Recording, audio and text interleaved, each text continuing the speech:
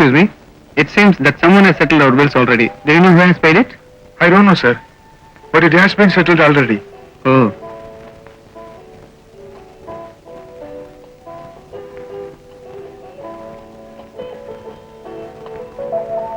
Mr. Raj, Yes. நீங்க என் விருந்தாளி. இது என்னோட ஹோட்டல். விருந்தாளிங்க கிட்ட பணம் வாங்கி எனக்கு பழக்கம் இல்ல. Thank you.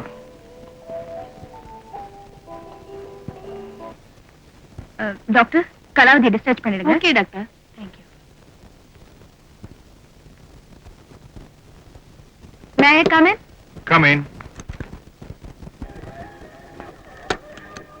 Good morning. என்ன சார் நீங்க? உட்காருங்க. உடம்புக்கு என்ன சார்? டாக்டர் நீங்க தானே பார்த்து சொல்லணும். வயசாகிட்டே போகுது. அதுக்கெல்லாம் நாங்க எப்படி சார் மருந்து தர முடியும்? அந்த காலமா இருந்தா காயகல்பம் வாங்கி சாப்பிடலாம். இப்பதான் அதெல்லாம் கிடைக்கிறது இல்லையே.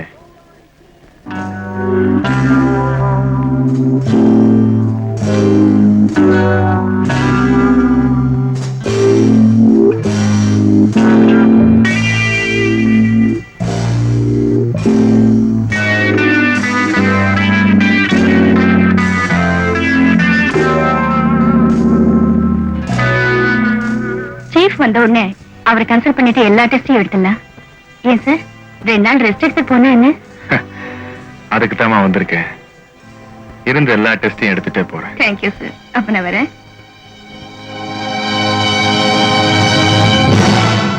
டாக்டர், என் கேரக்டரையே புரிஞ்சுக்க மாட்டேங்கிறீங்களே.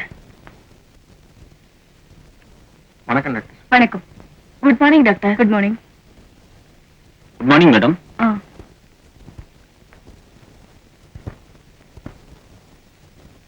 பாட்டி எப்படி இருக்காங்க?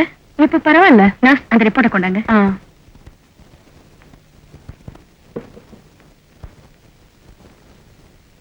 இந்தாங்க சார். எனக்கு டியூட்டி முடிஞ்சது. நான் வீட்டுக்கு போறேன். நாளைக்கு காலையில பார்க்கலாம். Good night. Good night. Doctor, உங்களோட கொஞ்ச நேரம் தனியா பேசணும். நீங்க எனக்கு ஃபேமிலி டாக்டரா வந்துருங்களே. என்ன கண்டவங்க கையில நீங்க பிடிக்கிறது எனக்கு பிடிக்கல. எத்தனை நாளைக்கு தான் ரெவென்யூ ஸ்டாம்ப்ல கையெழுத்து போட்டு சம்பளத்தை வாங்கிட்டு இருப்பீங்க? புரியல. எம்பிபிஎஸ் படிச்ச பொண்ணு மாதிரியே தெரியலையே. எல்கேஜி குழந்தை மாதிரி தடுமாறுற. என் கேரக்டரையே புரிஞ்சுக்க மாட்டேங்கிறீங்க. ஒத்துக்கிட்டே ஆகணும்னு கட்டாயப்படுத்தலாமா? உன் எதிர்கால வாழ்க்கையை மனசுல வச்சுக்கிட்டு சொன்னேன். நீயா ஒத்துக்கிட்டாலும் சரி, இல்ல எதுக்கும் புருஷங்கிட்ட ஒரு அபிப்பிராயத்தை கேட்டு காலையில வந்து பதில் சொன்னாலும் சரி. அண்ணா நகர்ல 3 கிரவுண்ட்ல வீடு பார்த்திருக்கேன். இப்போ உணர்ச்சி வசப்பட்டு வேண்டான்னு சொல்லிட்டு வருங்காலத்துல அதை நினைச்சு வருத்தப்பட்டினா கிரவுண்ட் விலையெல்லாம் ஏறிடுமா? ஓகேனா நாளைக்கே 2ஐயும் கரையும் பண்ணிடலாம். அவசரம் இல்ல, யோசிச்சு முடியும் சொல்லு.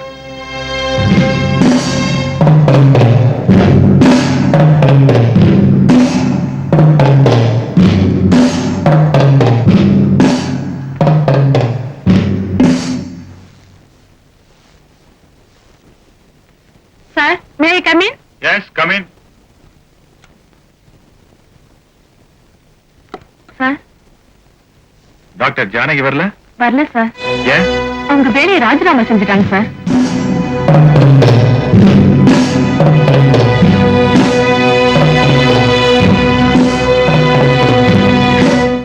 இந்த அயோக்கி அப்படி ஒரு கேள்வி கேட்டதுக்கு அப்புறமும் நான் எதுக்குங்க உயிரோட இருக்கணும்?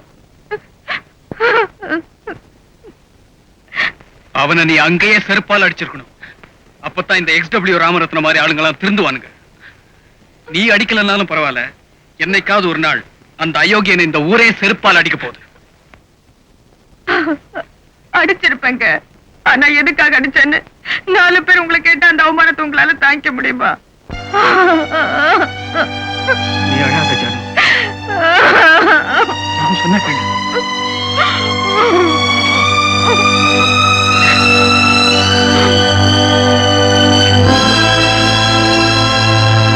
பெண்களுக்கு கல்வி உதவி என்ற பெயரில் சில பெரிய மனிதர்கள் செய்யும் அநியாயங்களை இந்த தேசம் அடையாளம் கண்டு கொள்ள வேண்டும்.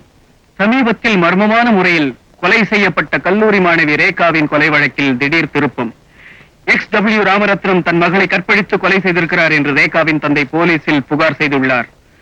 பெரிய மனிதர் போர்வையில் அவர் செய்த கற்பழிப்புகள், கொலைகள் விரைவில் வெளியாகும் என்று தெரிகிறது. Damn it, noted them. பத்திரிகையாளர்களாகிய நீங்கெல்லாம் என்னோட அழைப்பு கிணங்கி இங்க வந்ததுக்கு ரொம்ப சந்தோஷப்படுறேன்.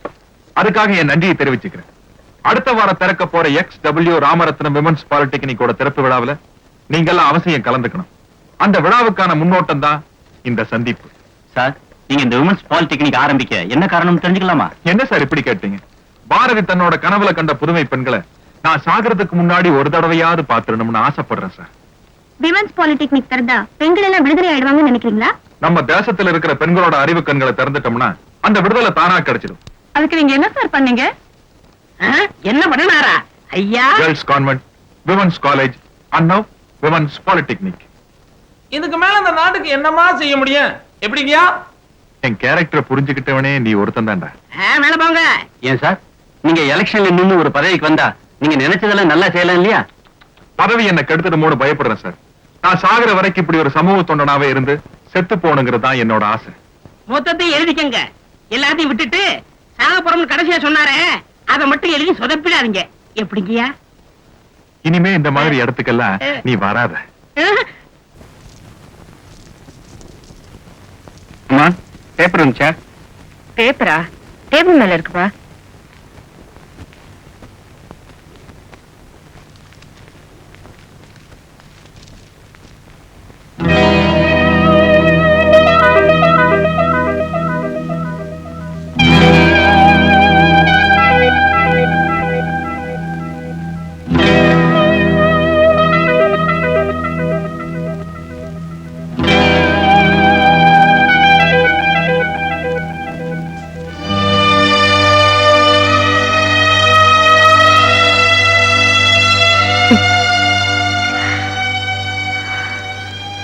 நீங்க வெறும் பத்திரிகையாளரா இருந்தா மட்டும் போதாதுங்க, பணக்காரராகவும் இருக்கணும்.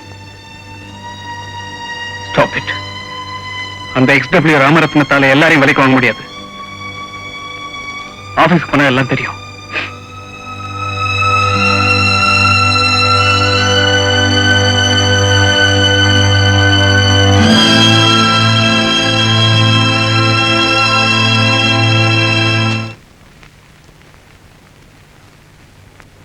ஏன் சார், நான் இந்த பத்திரிகை ரிப்போர்ட்டர். நேத்து பப்ளிஷ் பண்றதுக்காக ஒரு நியூஸ் கொடுத்தேன். இன்னைக்கு வேற ஒரு நியூஸ் போட்டிருக்கீங்களே, அப்புறம் நான் இதுக்கு ரிப்போர்ட்டரா இருக்கணும்? அப்படியா? எத்தனை மணிக்கு கொடுத்தீங்க? 4 மணிக்கே கொடுத்துட்டேன்.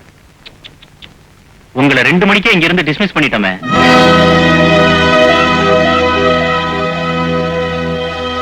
மிஸ்டர் ராஜ், இந்த பத்திரிகைக்கு பைனான்ஸ் பண்ணி இருக்கிறது மிஸ்டர் XW ராமரத்னம். ஏதோ அவர் தயவால நான் வாழ்ந்துகிட்டு இருக்கேன். அவரை பகைச்சுக்கிட்டு உன்ன மாதிரி என்னையும் நடுத்தரவுல நிக்க சொல்றியா?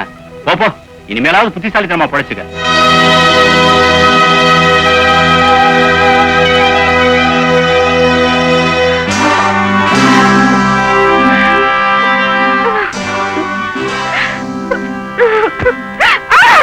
வாங்க டாக்டர். சகல மரியாதைகளோட உங்களை இந்த வீட்டுக்கு அழைச்சிட்டு வரலாம்னு ஆசைப்பட்டேன். சம்மதிக்கல. இப்படி சங்கடப்படுத்த வேண்டியதா போச்சு. அப்படி நான் உங்ககிட்ட என்ன கேட்டேன்? உங்களுக்கு பிடிக்கலன்னா ஐயா நான் அந்த மாதிரி பொண்ணு இல்லைன்னு அன்னைக்கே சொல்லிருக்கலாமே. அதை விட்டுட்டு இந்த உலகத்திலேயே நீங்க ஒருத்தர் தான் பத்தினி மாதிரி இதை உங்க புருஷன்கிட்ட போய் சொல்ல, இந்த உலகத்திலேயே அவ ஒருத்தன் தான் பத்திரிக்கைக்கார மாதிரி இதை எழுத, அத ஜனங்க படிக்கிற அளவுக்கு விட நான் என்ன பைத்தியக்காரனா? என் கேரக்டரையே புரிஞ்சுக்க மாட்டேங்கிறீங்களே. இப்போ நான் உங்களை கெடுக்க போறேன். நீங்க என்ன பண்ண போறீங்க? நேரம் உங்க புருஷன்கிட்ட போய் ஐயோ அத்தான் அந்த அயோக்கி என்னை கெடுத்துட்டான்னு அடுக்கு மொழியில அழ போறீங்க. தன்மானம் உள்ள அந்த புருஷனும் என் பொஞ்சாரி இந்த XW ராமரத்னை கெடுத்துட்டான்னு பத்திரிகையில நியூஸ் போட போறான். அத நாம் எல்லாரும் படிக்க போறோம்.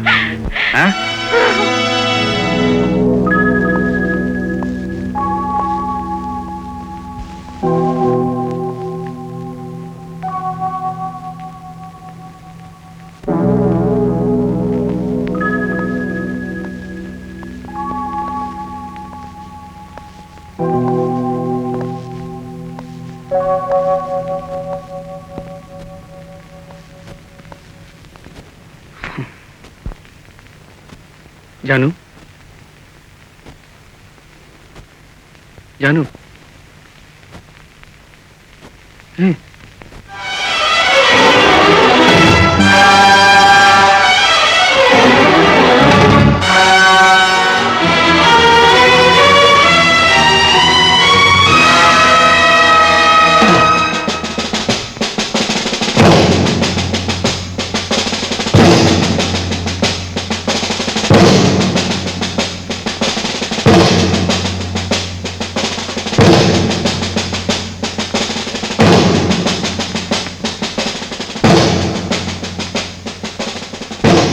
கோகிலா கோகிலா கோகிலா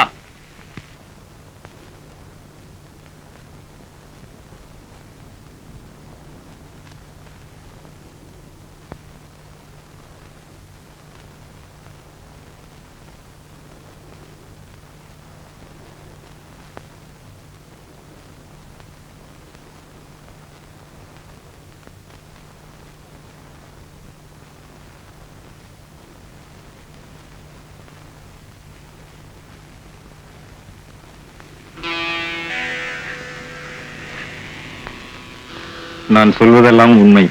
உண்மையை தவிர வேறு ஒன்றும் இல்லை. நான் சொல்வதெல்லாம் உண்மை. உண்மையை தவிர வேறொன்றும் இல்லை. நானும் அவரும் 5 வருஷமா உயிருக்கு உயிரா பழகிட்டு இருந்தோம் சார். ஒரு நாள் இவர் வீட்டுக்கு போயிருந்தேன். அன்னைக்குதான் எனக்கு இவர் கல்யாணம் ஆன விஷயமே தெரியும் சார். அன்னையில இருந்து இவரை மறக்கவும் முடியாம இவரோட பழக முடியாம எனக்குள்ள என்ன போராடிக்கிட்டு இருந்தேன் சார். ஒரு நாள் இவரே வந்து என்ன மன்னிச்சிடு கோகிலா, சொத்துக்கு ஆசைப்பட்டு உனக்கு துரோகம் பண்ணிட்டேன், சத்தியமா எனக்கு அவளை பிடிக்கல, தெரியாதனமா சனியான கல்யாணம் பண்ணிக்கிட்டேன்னு அழுதார் சார். இன்னொரு பொண்ணு கழுத்துல இருக்க தாலி அறுத்து என் கழுத்துல கட்டிக்க என் மனசு சம்மதிக்கல சார். அதுக்காக அந்த அக்கா கொலை பண்ணுவார்னு நான் எதிர்பார்க்கவே இல்லை சார். அநியாயமா ஒரு கொலை பண்ணிட்டீங்களே, அநியாயமா அந்த அக்கா கொண்டுட்டீங்களே.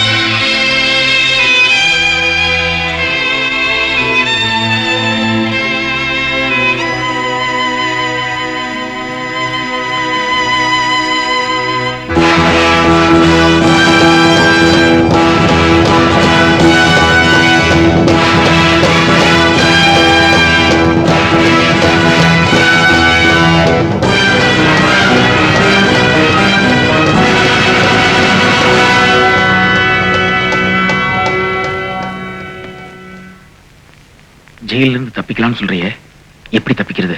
அதுக்கு நாங்கெல்லாம் என்ன செய்யணும்? இந்த ஜெயில எனக்கு சில பொருள்கள் வேணும். அதை நீங்க எவ்வளவு சீக்கிரமா கொண்டு வந்து தர முடியுமோ அவ்வளவு சீக்கிரம் நாமெல்லாம் இந்த ஜெயில இருந்து தப்பிச்சு போயிடலாம்.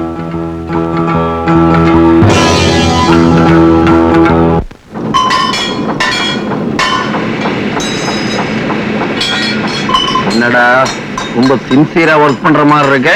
ஏன்டா வேலை நேரத்தில் டிஸ்டர்ப் பண்ணிக்கிட்ட? ஆமா, உன் சின்சியரை பத்தி எனக்கு தெரியாது. மாப்பிள அமக்க அவன் இன்ஜெக்ஷன் பாட்டில் கொண்டு சொன்னானே, அதுக்கு என்னடா வழி? ஆஸ்பத்திரியில கிடைக்கும் போட்டா. வெளியில இருந்திருந்தா வயிற்று வலின்னு வெளியில இருக்கிற ஆஸ்பத்திரிக்கு போயிருக்க முடியும். டேய், இந்த ஜெயில இருக்கிற ஆஸ்பத்திரிக்கு எப்படா போக முடியும்? டேய், இங்க எவ்வளவு மிஷின் இருக்கு, ஏதாவது ஒண்ணுல கைய விட அவங்களே ஆஸ்பத்திரி தூக்கிட்டு போயிடுவாங்க.